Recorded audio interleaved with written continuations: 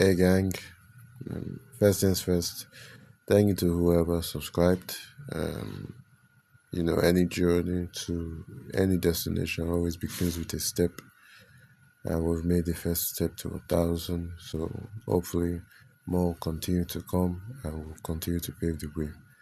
Um, Sorry for my lack of content. We're trying to figure out some things and up my game. Well, enough about me. Whoever who enjoys the video, please like and subscribe, or leave a comment down below. Thank you. But first things first, let's talk about Superman. This movie is a mixed bag. Good things, bad things about it. We'll dissect them here. But I wanted to just preface this by saying I compared it to Iron Man in my previous video about the Snyder Bros, and I can still say there are some similarities. They are both starting points for their universes, both with huge chips on their shoulders. But in terms of execution, they are not the same. This is going to be a bumpy ride for the DCU under James Gunn, because I just don't think James Gunn is that Kevin Feige to Marvel. He doesn't really. He needs somebody else to, maybe disagree with him, stop him from inserting too many of his own things into movies that don't need them. I don't think Peter Safran is that dude. James Gunn definitely is seen more as the leader of the DCU than Peter Safran, even though they are both co-CEOs of the group. But really, that's just my thoughts of the overall as a movie. But let's talk about it bit by bit. Let's play. Let's talk about the cast. I think the cast was great overall. We'll leave Superman and Lex for the last ones. Rachel Brosnan, I was never really a Lois Lane fan. Couldn't really stand her. Now I'm more indifferent to her. So Rachel's performance to me was fine. Don't really have anything negative to say about it. I think they gave her a lot of screen time. Eddie Gateji was great as Mr. Terrific. I'm surprised at how much screen time he got. This feeling deserves better. I'll always say it whenever I have the chance to, because I just like the feeling. Him as Guy Gardner was an odd choice for him, but he does well with the role, with what is given. But I just find it odd that he was given that in the first place. Her name escapes me, but the lady that played Hawk Girl, they need to be in this movie. I think she's definitely one of those ones that you could definitely say she should have been caught. The another one is the dog, but we'll get to it in, I don't know what. Okay, sorry, it was a boy. I'll get to the dog later on. The Hawk Girl, I don't think she was needed in this particular movie. You could have just introduced her in the Peacemaker, like how you did in the trailer. That could have been her first introduction. This movie could have just used Mr. Terrific and Guy Gardner as the introduction to the Justice League gang and how they are seen in this world. But you didn't need all three of them in the same movie at the same time. It was unnecessary. I think those were the main cast. The Daily Bugle people, I thought they were fine. Jimmy Olsen didn't really get much. I thought it was fine. I thought it was okay. Let's talk about the main three that I have a problem with, and that is Superman. Superman is very good. The casting was a great choice. Sure, you could say he's a bit lean, but I think they explained he's in his early 20s. He's not saying his powers come from muscles, it's from sun radiation. So I didn't really have a complaint with that. It's something he can always grow into as time goes on. Nicholas Hoult, I believe, was very, very good. Very menacing at times. A bit too animated, I believe, but I just think that was more of his own choice as a actor than the script telling him to be like that, which I can appreciate. Is you taking the effort to add more to what is given to you. But there are definitely some scenes and actions he did in the movie that I question and think that was pretty dumb. Well, that has nothing to do with his performance. That's more of the writing on that part. The dog was unnecessary. This dog should not have been in this movie. I'm very sorry. How did James Gunn put it? It was a self insight of how his dog is and how he will treat his own dog. That already tells me this dog was not necessary. It's almost like James Gunn doesn't really think much of the Superman character, but he felt like this movie was too important not to have Superman in. Like this, the franchise was too important not to have a Superman movie, but he didn't really like Superman because I don't know. He felt like he was just putting as many characters into this movie to compensate for what he thinks Superman doesn't have, which is a story of his own. Like Superman can make a solo movie. You don't really need much other than Superman and the supporting cast to make a movie right. It has been done before, so it's not like this was an impossible task. So I don't know what James Gunn was thinking when he made some of his choices here. Like Mr. Terrific had as much screen time as Lois Lane. I don't really think that was something I was expecting, you know. But I would definitely say he did right by Lex Luthor, depending on who you ask. But that was really, I think the casting overall was great. Another one I would like, another positive is definitely the VFX. You know, James Gunn was talking about this like it was really something to be proud of, and it's definitely something to be proud of because VFX takes time. It's definitely true that James Gunn had a plan of what he wanted the Superman movie to be. You may not agree with what that plan is. I certainly don't agree with all of it, but it's definitely a testament that he had a plan and he stuck to it. That is why the VFX is as good as it is, you know. But let's talk about the story. Before we get to the story, the trailer, because I like talking about the trailer and grading it after I've watched the movie to see what the trailer did right and what it did wrong.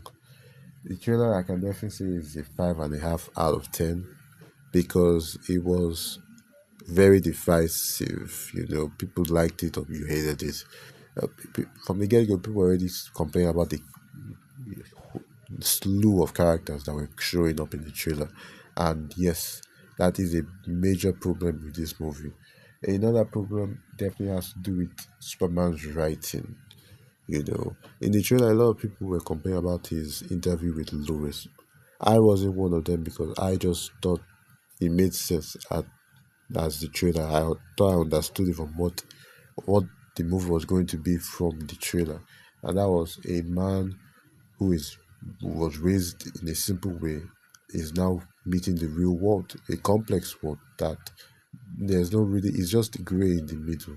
And what somebody sees as red tape or geopolitics doesn't really concern him when lives are being wasted and need saving, you know. So it's not like something people should have really been that upset with. They were not comparing it to Henry Cavill. And Henry Cavill was always so cold and distant. At least if I want a Superman, I at least want him to be passionate about saving lives, you know. Another one that people were complaining about was definitely the scene when Mr. Terrific was telling Superman to get up and stop messing around. And Superman was like, I'm doing really important stuff. And at that time, I didn't even complain about that one because I thought it is okay for someone to make jokes. Now, the problem with that is, in the context of the movie, that scene should not have been there, especially after a big battle with Ultraman. Um, sure, let's just. I don't really want to talk about spoilers, but I'm just talking about the premise of the movie. It did not need to be part of that. Like I don't know if James Gunn just has a schizophrenic way of thinking that he thinks things can be allowed to settle. You know, again, the problem still just goes to this should have been a solo Superman movie with a supporting cast. Even if you wanted to introduce one of them, I didn't think you need to introduce Guy Gardner here, but I think Mr. Terrific was a good choice to put in this movie. I'm very okay with how he was portrayed in the movie. Definitely, some people were comparing one of his scenes with the Yandu scene. I can definitely see some similarities, but it just shows that James Gunn has a particular way of writing and directing, and it shows it doesn't mesh well with a Superman movie. You know, he has his strengths. Everybody has their strengths and their weaknesses. There's nothing to be ashamed of there. His strengths are ragtag groups, with great success. Guardians of the Galaxy, Suicide Squad, Creature Commandos. There's nothing wrong with that. He could have just made a sequel to the Suicide Squad. He's doing Peacemaker. He didn't need to make the Superman movie, in my honest opinion. But I may get hate for that. But let's see. If you disagree, let me know in the comments below. But again, uh, I'm just talking about the story and how what I understood the trailer and what I saw in the similarities between that and the movie. And I thought the trailer did a poor job in making you excited to see the movie after it was all said and done. Another thing I can definitely complain about this in terms of the writing was how the dog made Superman feel lesser, you know. Again, when James Gunn was talking about it itself, is how he would react. Superman does should not react. Sure, you can see they're trying to make Superman relatable like Spider-Man. These two are not the same, you know.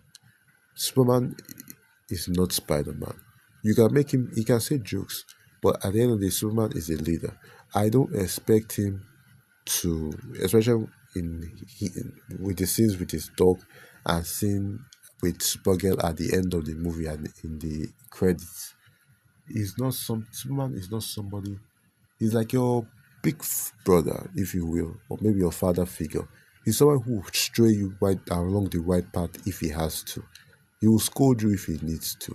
I just don't see Superman letting a dog just hit him on his knee and him just shout at him, sit, sit, and the dog will just not listen to him. And Superman will be like, oh, crypto, you know, or Kara coming back home drunk, coming back to the fortress drunk, and Superman will just nod his head in disapproval. No, Superman will take you to one side and talk to you or scold you if he has to because he knows what he's doing is for your own good, you know. I just how they portrayed him. There were definitely good parts, like how he was fighting with the kaiju and he kept making sure that the civilians were okay, you know. Or that scene when he falls down into the crater and he sees somebody trying to help him. He doesn't just say no, get back, civilian. He took his hand because that is what Superman. He's not somebody who looks down on people like how Lex does, you know. So I don't know. There were definitely good parts, good parts with the movie. Definitely, some things I liked in it. When I was talking about if they can bring up that optimistic hero once again, I definitely think James Gunn has an idea of what Superman. I just don't think he had what could make a full movie with it. Another thing, another thing I can definitely complain about is how the story started. I'm not saying we need an origin story, you know, I'm not saying that. But some knowledge would definitely be more preferable than you expecting me to know everything already. This felt like a part two or a part three of a movie with the support with the crossover with the Justice League. Maybe Superman against the Justice League or something. That's what this movie felt like to me. It didn't feel like a solo Superman movie. It didn't feel like the first part of a Superman. It definitely didn't feel like the first part of a franchise, mind you. It just felt like a all list of characters doing something, and you're supposed to know who they are and why they are, you know. And that should not really be the case, in my humble opinion. I'm not again. It's not about this wanting an origin story to take half of this run time, but again, little things, little um did I talk about the parents? I think the parents didn't get enough time. John and Martha Kent. The scene with Superman and his father was very touching, but again, that was really the only scene where you can say that was a great scene in the movie. It, I was surprised with how little screen time they got. It was, again, I'm going to go back to this origin thing because it just felt like a waste not exploring more of that. You know, I'm not telling you to just make it a whole thing about him, but people should know things. You should explain it to them, especially if this is a new person watching. You know, you don't know. That's why there are things you need to just spell it out for people. There's nothing wrong with that. It's not you making it seem like your audience is dumb. It's just you taking that into consideration, you know. But again, that's really, I think those are my major points of what I wanted to talk about with this review. It's definitely a good movie. You should go and see it if you haven't. But my last critique of it would definitely be James Gunn's humor, because I don't know if he needs it, if he thinks he needs it in every movie. Uh, okay, I don't know if he thinks he needs it in every movie, but I can definitely say he doesn't. Um, there's a scene at the end where Superman and Lex are finally expressing their ideals to one another, and the dog comes in and starts ragdolling Lex, and Superman is just like, okay, crypto, stop. You know, no sense of urgency. Like, this is a dog that can step on you and you're feeling hurt. And yet, this scene should have been an empowering one of Superman finally voicing out his beliefs and saying, and be that awesome, optimistic figure, that light in front of all of us, in front of Lex. But yet, he was just outshined by a dog trying to be funny. This humor is not necessary in some of these parts, you know, like definitely with a scene of where was it? Okay, definitely with that scene of Lex trying to outsmart Superman by holding everything, by reading all of his moveset. Like, just imagine how much time you need that, because that, I don't know if it was meant to be seen as comical, but to me it just felt comical because that seems like such a waste of time. I can never see Lex doing something like that unless he's just doing it to make a point. And even then, you saw something he would do once and then go back to business as usual. You know, that's what I just see. But him going as far as to memorize Superman's patterns just to beat him while he's using those patterns, just him, it was a very, it, I don't know if humor was intended, but to me, it just felt humorous when I was looking at that scenario. But for what the movie was, I think it was a very good movie, uplifting. It definitely, it had a lot of messages. It didn't, again, it was very schizophrenic. It didn't really stick to, like, that scene I was talking about in the trailer of him trying to, the interview about stopping a war. That could have been a really good story of how does Superman navigate through this complex war. But turns out, if you when you watch the movie, it's not so complex after all. You know, I just feel like that was a waste. You know, there are a lot of good bits in this movie that James Gunn could have really synced his teeth on, but I feel like some were rushed, or it was either rushed, it was not given the proper time to develop, or maybe James Gunn just didn't like the idea and didn't think this was what he thought of Superman movie should be about. But anyway, that's what I thought about it. Peace out and take care.